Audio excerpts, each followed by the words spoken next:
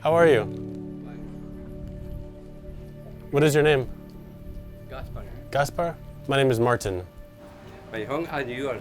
Oh, my home too? Sí. Gracias, gracias, thank you.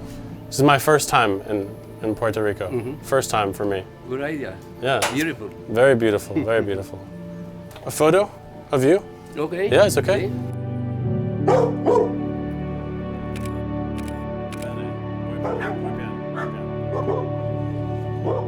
Meeting people like Gaspar and people from the country and getting to know them, that's what, for me, creates powerful photographs.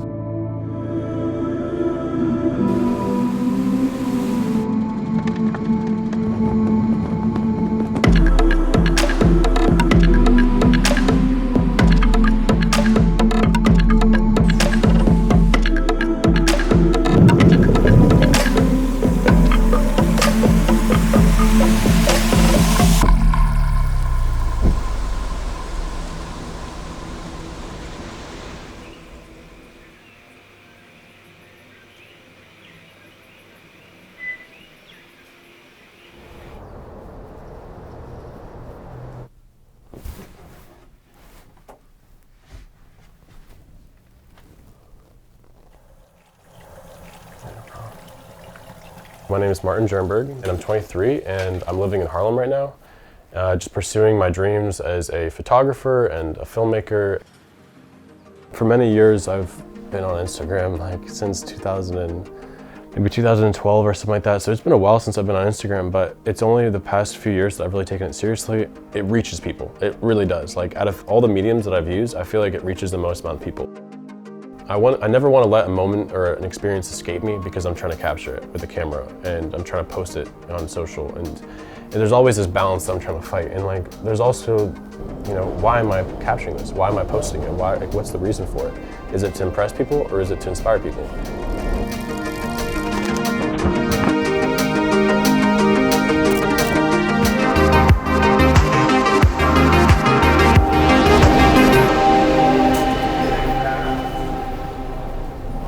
I don't have a clear image of what is Puerto Rico, who are Puerto Ricans. I think sometimes the cause of divide and conflict is because we don't actually know the other story. We don't know the other side. I feel like I'm going to be able to really understand people better that say, oh, I'm from Puerto Rico. And I can be like, I've been to San Juan, I've been to the mountains, I've been to this place, I've been to this beach. And I'll be able to kind of have more of an understanding of where they're from and where their roots are. That's why traveling is so incredible, is because it's not something that expires. I will have this experience forever.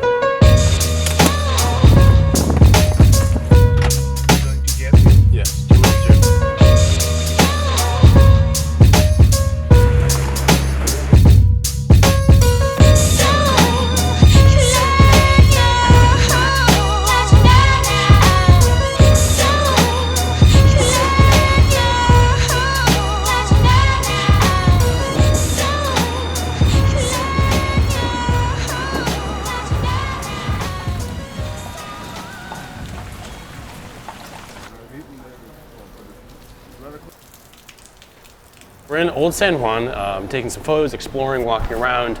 The streets are incredible. I've never seen anything like it. The colors are super vibrant. There's this like peach color, lots of pink, blues, and the rain is coming in and out, but it's actually creating really cool light for photos. Are you from here? Are you from the island?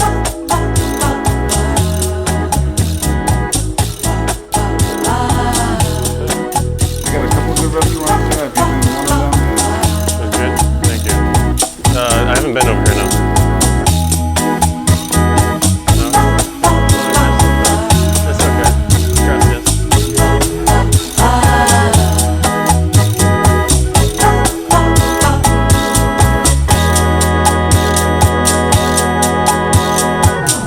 I'm going to be connecting with this guy named Mark who runs this nonprofit called Reco-Rico, which the goal of this nonprofit is to bring people to the island to visit, experience the beauty of the island, but also help out and do a little bit of volunteering to aid the people here and try to rebuild the island.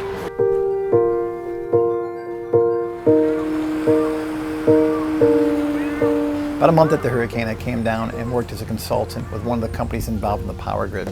I saw all the challenges they went through, but saw, man, these people are really resilient and they have this great, amazing attitude. And I just fell in love with the culture, the people, the island. It's beautiful. Even being here right after the hurricane, with all the devastation, it was still pretty much a mess. It was still beautiful. When found out about Martin and the opportunity to him come down here, one of the things that I thought would be really great is I happen to know he likes coffee. I love coffee. And so I thought that'd be a great adventure to take him on, is up in the coffee region. Up in the mountains there, that's it. You're off the beaten path. Sometimes there's not even a path to be off of.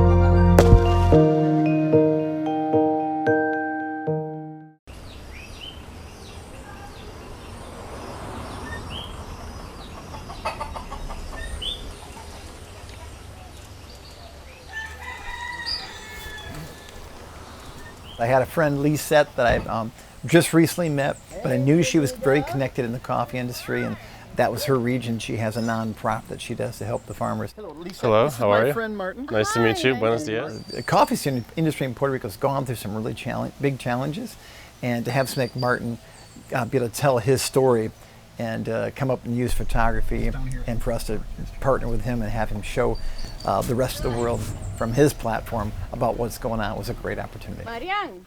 Hola. Hi, How are you? welcome.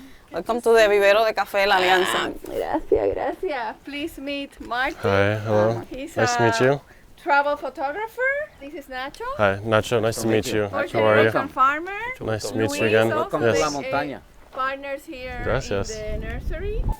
This have sea sand. Okay. Sea sand. Okay. Yes, it's sea sand. From here in Puerto Rico. Yes, Okay. What's the curve is not gonna. right here. That curve is gonna make the principal root turn, and the tree will die. What is it like to work together as a couple in a farm? Like, Helpful. Yeah, yeah. she works more than me. We are a team. No, we meet in a crash. Yes. She hits my truck with her car. Really? And I don't know if that was on purpose, you know. Yeah. But that day we start our relationship. I'm happy I got her. After the hurricane, we lost the 90% of the farm. 90%. 90% of the farm. So it was the same thing with the other farmers. And you create the plant, and you Yes. give it away to other farmers. That's what We you are do? going to give it for Okay. free. For free. Wow. Yes. 4 pairs. 2, 3, and 4 pairs. Maria came and destroyed what's the worst things that happens in the history of the island. The coffee farms are trying to survive. It's gonna take us like 10 years 10 years. to be at the level that we've been before Maria. Don't you have a much more having an understanding? Yeah, I appreciate it more. I'm like, I'll spend the money on the good coffee now, you know?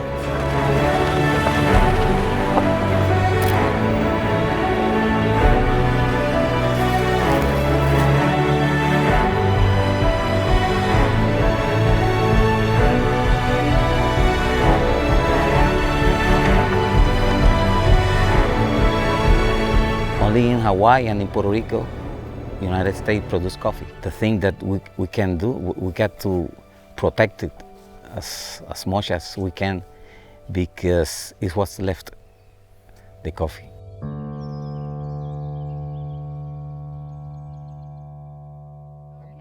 El equipo que usamos y el proceso. He wants process? us, to go upstairs. Okay.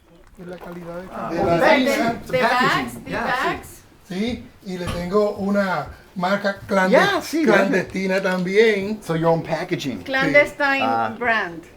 Clandestine. Roasted coffee. So that's the roasted bean. Wow. It smells very good. Oh, it smells really good. Ese tiene Está seco. pilado. What do you define as happiness? ¿Cómo defines la felicidad? Bueno, yo pues digo que esto es un pedacito de cielo. He says this is a part of the sky. Part of the sky? Yes, this is the Es lo que es sky. para mí. Me siento en el cielo. He feels like he's in heaven.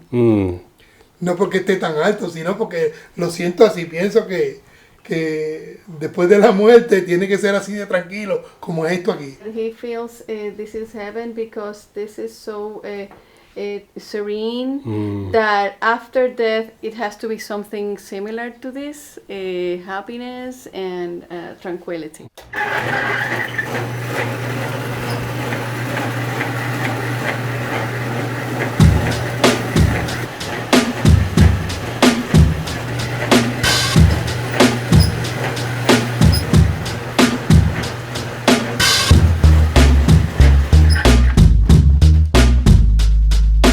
El café de esta montaña se cotizó una vez el mejor del mundo. Once this coffee was quoted as the best in the Wow. world, but it's still Wow. the best.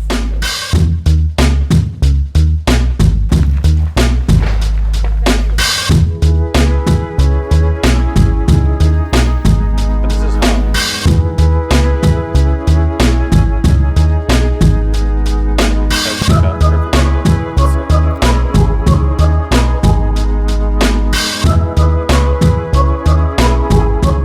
Gracias por el café. Gracias. Estamos a la orden y si algún día hay otra oportunidad, se lo vienen a tomar también. And if there's another opportunity in the future, come by and we'll drink coffee together. Amazing. Cualquier Thank you. vuelta en Puerto Rico, pues bueno. Gracias. The phone number? Tengo Número de teléfono?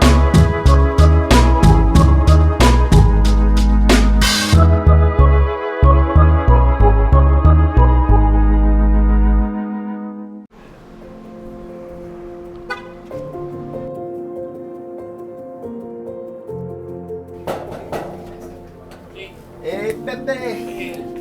Hello, Pepe. How you doing? Good. How are you? Welcome to Sunset. Nice Martin. having you here. Some of my friends or people that I know, if they want to come to Puerto Rico to help and to volunteer, what are some of the things that you're involved in that they could help with? We got like 1,200 cases open as of today. When I mean open, is people that are still in need of some help. Right now, I'm able to find materials to help these people fix their homes. But one of the needs are volunteers. We need people to work and to help us fix.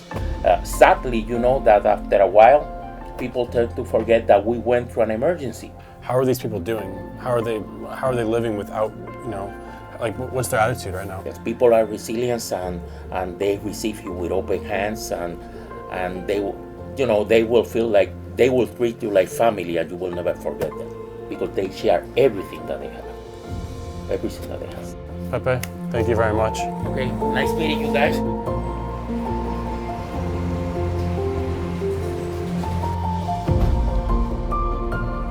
Reco-Rico, sure. Nice, thank you. Go, man. Thank you very much. Thank you. I saw that the water was rising higher than the stoop. I took the dogs and I tied them to my walker. And when I got here, the aluminum door to the carport busted in half. And then there was a whirlpool of water that hit me from that direction and hit me against the wall. I had to submerge to open the lock. Oh, wow.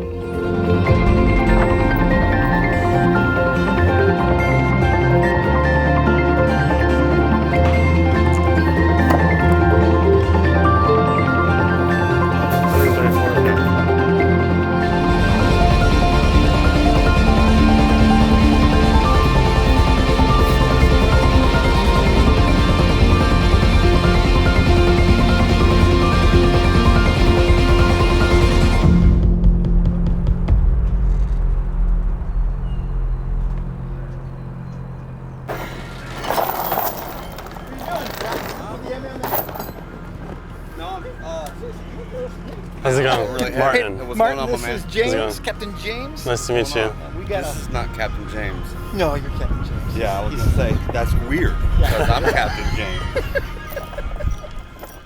We run a nonprofit organization, so we carry supplies from Florida to right now in Puerto Rico. Okay. So we support other nonprofits. If you had a nonprofit and you were rebuilding houses and you needed to get sheet roofing over here, we would ship it for you. So we've partnered with like 45 other organizations in Puerto Rico, just bringing the supplies that they need to do what they're doing. Now you're on the boat, living on the boat? Yeah, we don't have a house, so we live on the boat full time. We've been on the boat since, not this past November, but the November before. So right after Hurricane Maria. The things that are still really needed relate to building materials or furniture or stuff like that. So cool. Which, I mean, you can still buy furniture on the island. It's really expensive. We have just fallen in love with this island and the people, and the whole notion of Southern hospitality pales in comparison to the hospitality of people on this island. You can just be walking down a street and someone will say, "Which one's your house?" "We don't live here." "Oh, you do have a house here and it's my house." Like, just open arms, and it's beautiful. Grab yourself a seat. Okay. 2 radars, so when you're running at night, you don't really need to look out the window unless you just want to. Sleep there, and I do pretty well because I can sleep through anything. Yeah, and most of the time we don't even do anything except for drive, and that TV works while we're on our way. So we watch TV, and we got 1,000. 1,000? Of DVDs, so we can like... 1,000. Being on the boat with them and seeing their joy and seeing how close their family is and how they're living together, it made me realize that, you know, that this is real, like this is possible. You can dedicate your entire life to helping others. When I travel, this is what I want. Like, this is what I'm looking for. I'm looking for these unique experiences. I'll hold it for you. Ready? Yeah, there you go. Tucker, that's a good picture. One more.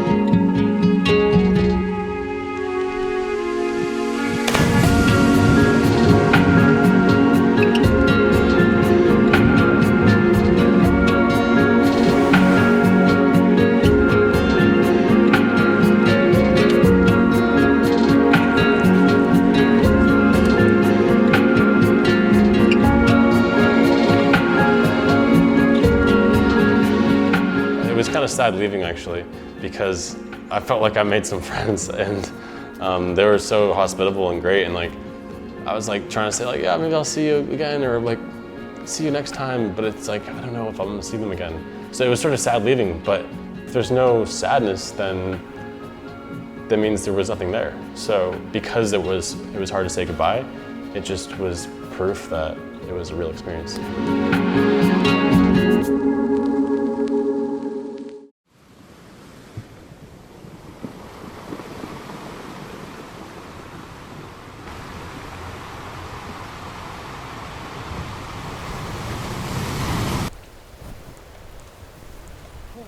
Playa. Okay, gracias. Gracias.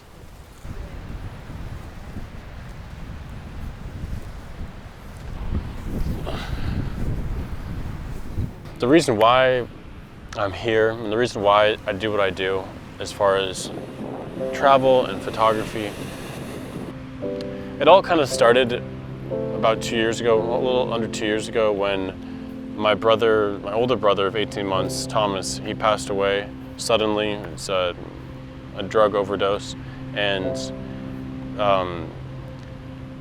it hit me really hard, but it gave me this energy.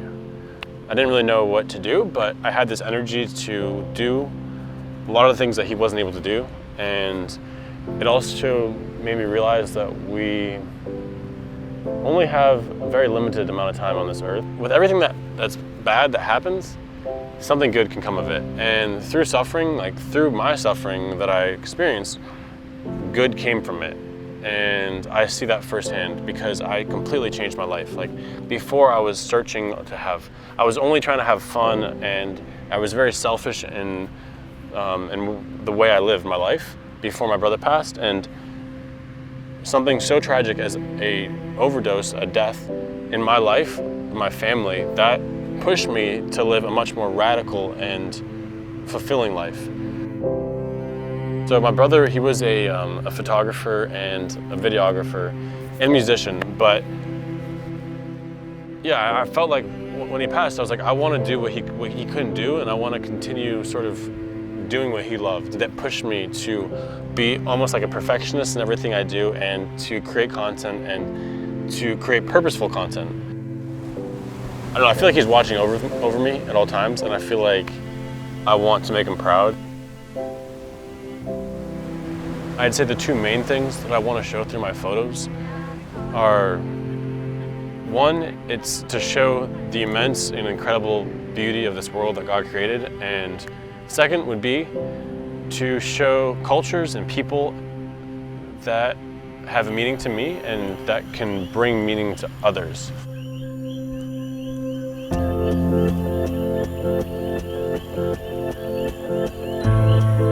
I think that right now in our culture, it's really easy to get caught up in instant gratification. Everything happens instantly. Like we can, we can be on social media, we can get likes, we can, we can order our food, get it instantly. Everything's instant. But we have to remember that that's not where ultimate happiness is. Like we want to be happy for the rest of our lives. We don't want to just be happy for our vacation. So when you can go to a place like maybe Puerto Rico and experience the beauty, go snorkeling, go swimming, and all these things, but then also help out, that's when you come home and you say, no, I didn't just have a great experience, I helped someone.